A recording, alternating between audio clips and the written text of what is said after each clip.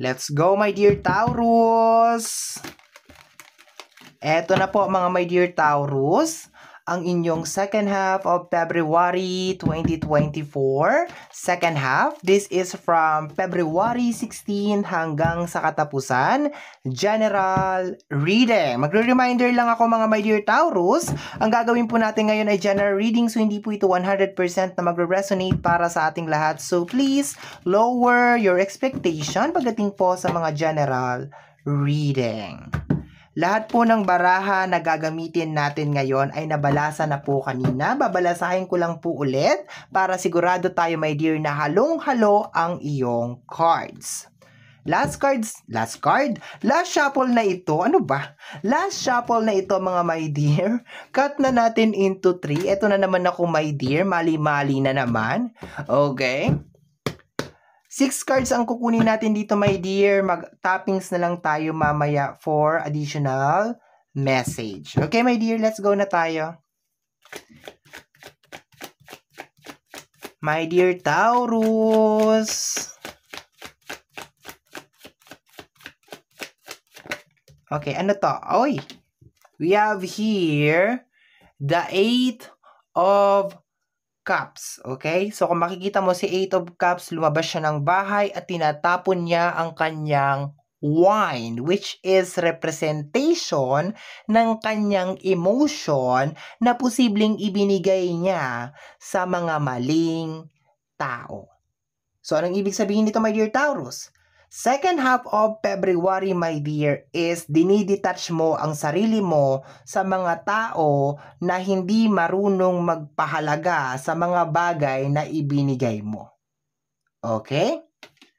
Additional message pa tayo, my dear. Parang nagmamaldita ka sa card na yan, my dear. Parang sinasabi mo, ay nako, di nyo ako pinapahalagaan.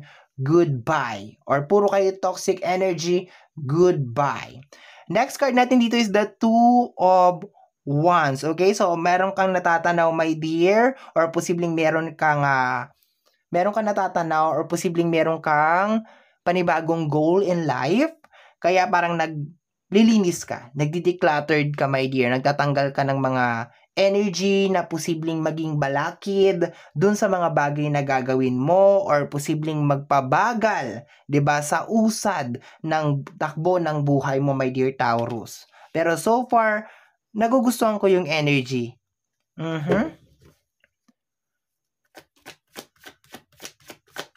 Tingnan natin. Kasama ng ating 8 of Cups and the 2 of Wands is... There we go. The Ace of Pentacles. Tingnan mo, my dear, ha? Una, umalis ka muna. Ayan, nag-walk out ka. Tapos, meron kang sinisilip doon sa malayo. Ano nasisilip mo?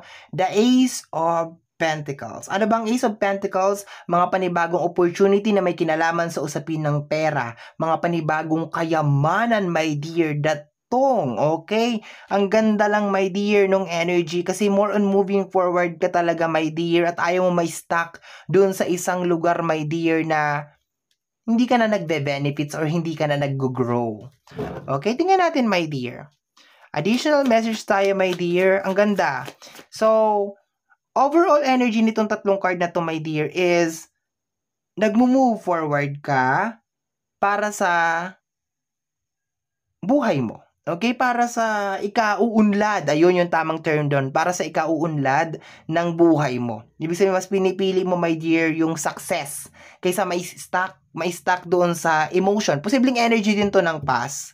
Kasi meron ka ring ugali, my dear Taurus, na kahit tapos na, nararamdaman mo pa rin yung sakit, yung kirot, yung pait sa energy ng 8 of Cups. Pero, ang ganda lang ng second half of February kasi nagmo-move forward ka. Okay? Kunin na natin, my dear, yung iyong additional 3 cards. My dear Taurus. My dear Taurus. Okay. First card natin over here is the Wheel of Fortune. Okay, so susubok ka ulit, my dear. Okay? Pero sa combination ng dalawang card na to, my dear, and the star. Okay? So, dito muna tayo sa first row. Sa combination ng dalawang card na to, my dear, parang nagkakaroon ka, my dear, ng acceptance. No? Acceptance na ito yung proseso para makamit ko to. Ito yung mga bagay na kailangan kong gawin para makamit ko to. Ito yung process. Okay? Yun ang nakukuha ko. Kasi minsan, my dear, meron ka rin ugali na gusto mo mabilisan yung mga bagay-bagay. Ayaw mo mag-undergo sa process. Pero second half of February, sinasabi dito, my dear, na susubok ka ulit, my dear. Very fearless yung energy dito, my dear, sa first row natin, my dear. Parang gusto mo kong maging successful, sige, susubukan ko. Gusto kong ganito. Basta meron ka ditong gagawin, my dear.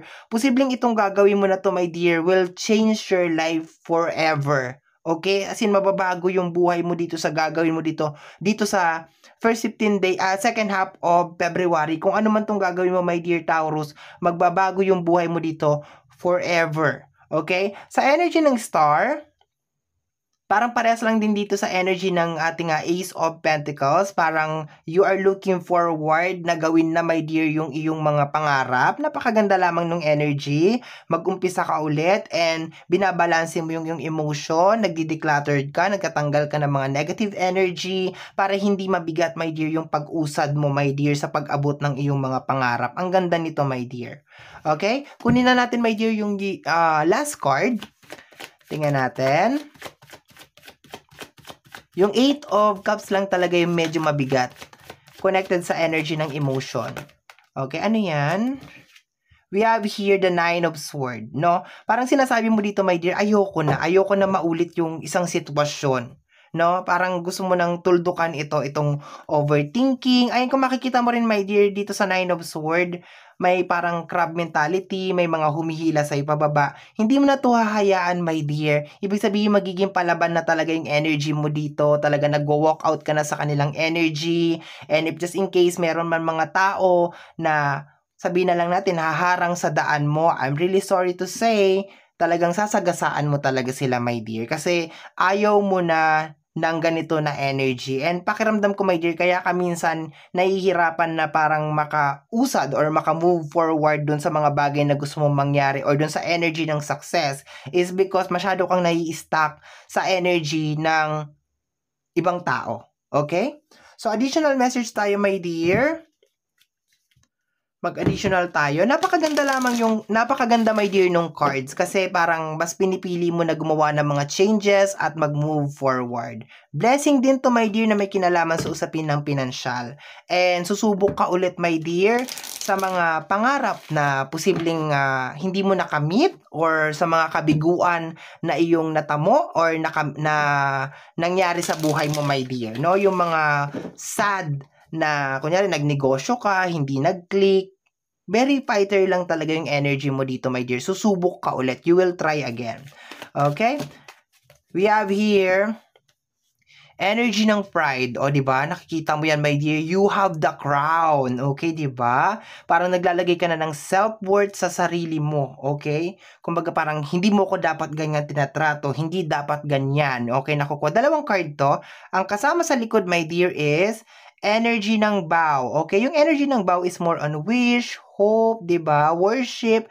So, naglalagay ka, my dear, ng parang hindi ka na nagpapapasok, my dear, ng mga negative energy sa buhay mo. Kasi, alam mo, my dear, na maski anong gawin mong wish, maski anong gawin mong dasal, maski anong gawin mong manifestation, my dear, kung you are surrounded with negative energy or parang hindi mo nilalagyan, my dear, ng value yung sarili mo. Dapat kasi, my dear, lagi tayo may value. Hindi lang tayo yung kung kanino-kanino lang, my dear, dumidikit. Diba? Totoo yun. Kasi kung sino yung dinidikitan mo, kung sino yung lagi mong kasama, hindi magtatagal, my dear, ikaw yon. Eh kung yung kasama mo madaing, mareklamo, diba? Hindi magtatagal, madaing ka na rin, mareklamo ka na rin. Eh kung yung kasama, my dear, madiskarte, masipag, talagang mapursige sa buhay, di magtatagal, mapursige ka na rin. So, I think, my dear, medyo nagsasala ka talaga dito, my dear, ng mga energy sa paligid mo, kung sino yung mga sasamahan mo, sino yung mga taong hindi mo na talaga sasamahan, sino yung mga tao na magiging part pa ng buhay mo, at sino yung mga sino yung mga tao na hindi na magiging part ng iyong life. Okay? So, we have here the energy of pride. Okay? Yung energy ng pride na yan is yung self-worth mo yan. Okay? Kung maga tinataas mo, my dear, yung iyong value. Hindi ka na 3 piso. 3 piso. Hindi ka na tagbe-20. Okay? Ano ka na, worth 1,000 pesos or posibleng 1 million na ang value mo, my dear. Ay, Ang taas na ni Taurus. Okay, let's go tayo, my dear Taurus. Okay, tingnan natin to. Ano message to? Ace of Cups, emotional freedom ang Ace of Cups. Okay? So, you wanna be free with emotion ng mga tao sa paligid mo. Hindi ka magiging attentive dito, my dear. Hindi yung typical na pag tinawag ka, Taurus, tingin ng tulong. Deadma ka talaga, my dear Taurus. I don't care.